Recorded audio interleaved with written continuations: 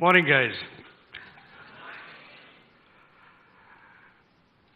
I'm very happy to see all of you here, and especially I'm told that 2 busloads or 3 busloads of students have come from Pune, which is where I'm from. So I'm really kicked that I've seen some guys from Ferguson, which is my college. So I'm more than happy to welcome all of you. You know, when about, I think 6 months ago, I met someone very interesting, and as Sangram was saying, I have been privileged to have access to very many interesting people. And about 6 months ago, I met this spiritual master, and I was curious what he had to say. And one of the things that he was saying, and somebody had told me that here's this spiritual master who's in Switzerland, and he specializes in astral travel. So I was curious. I said, really, astral travel? Traveling out of your body and things like that.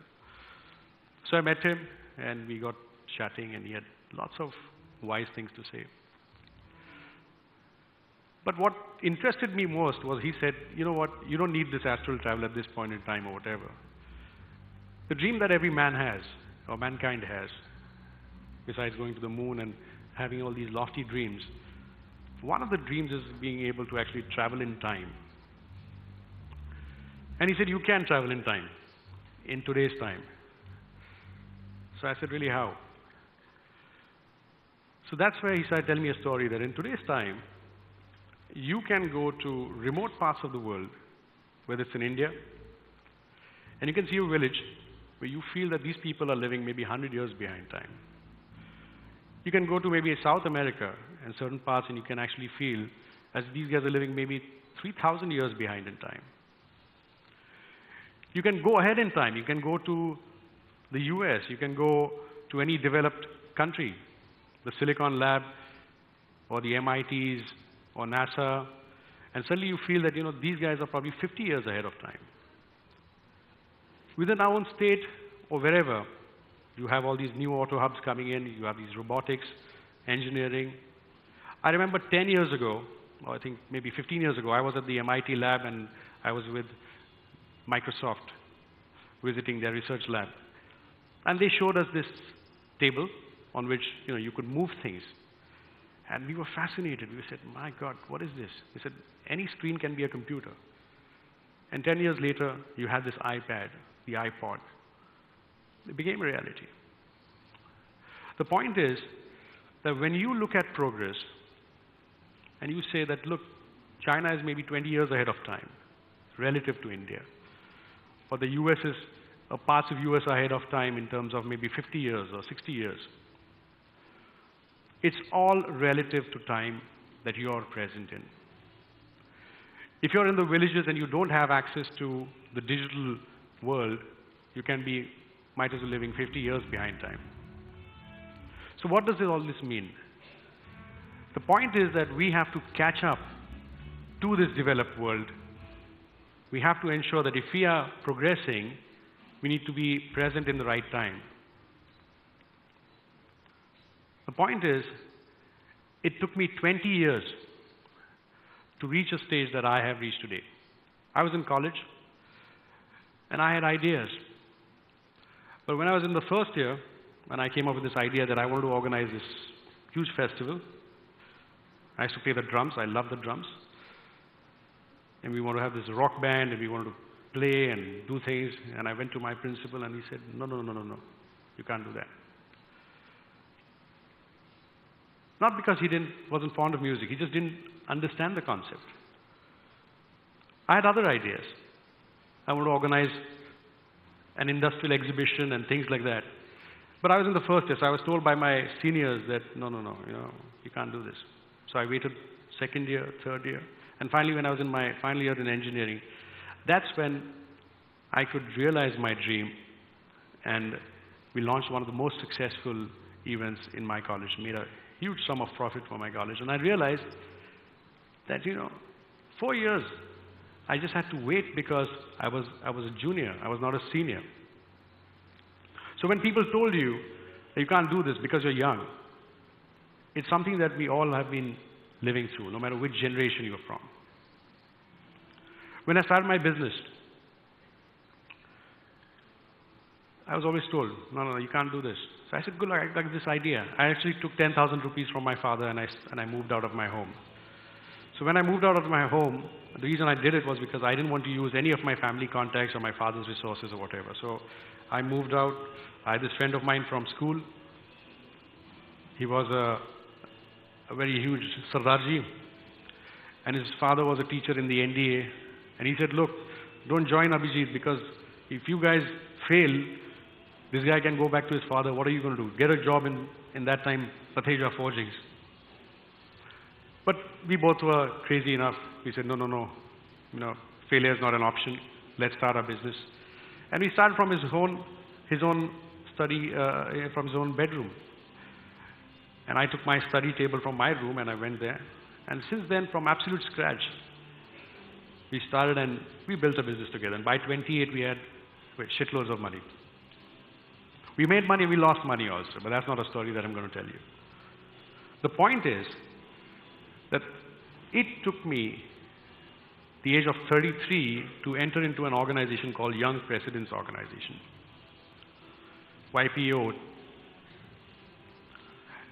YPO is an organization which has about 22,000 people worldwide.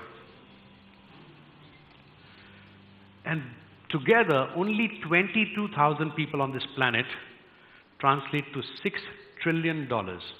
6 trillion.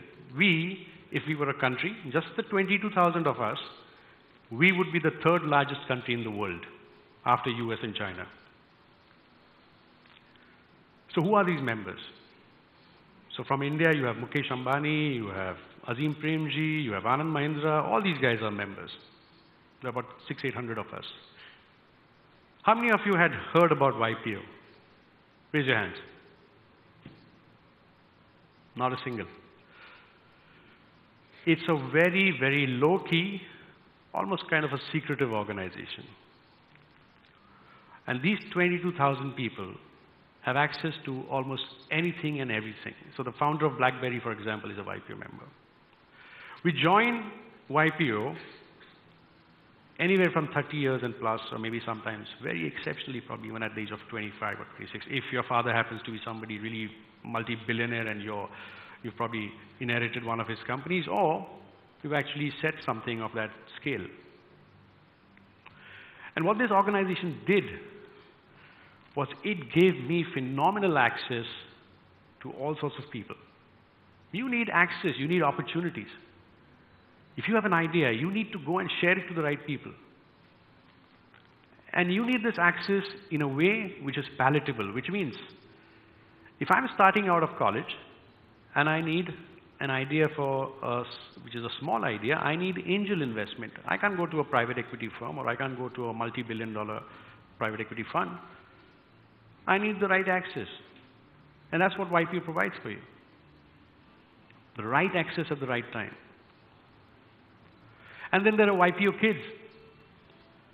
The kids of YPO members who are 18 and 25 years of age, they have access to what is known as YNG, YPO Next Generation.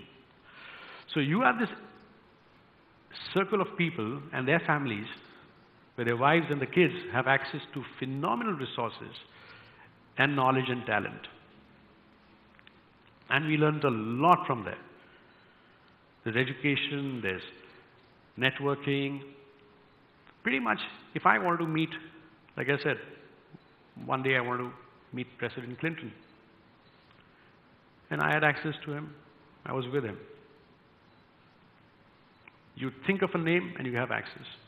Whether it's Prince Charles or King Hussein of Jordan. What YPO also did was it helped me do a lot of social activities and things like that. People like Anna Hazare and Amir and all, we met during the Satyameva Jayate's first anniversary. We had a function together because all of us believe that we need to make a difference. We need to change the world in whichever way we can. My favorite hero, Mohammed Yunus, the guy who started Grameen Bank Microfinance.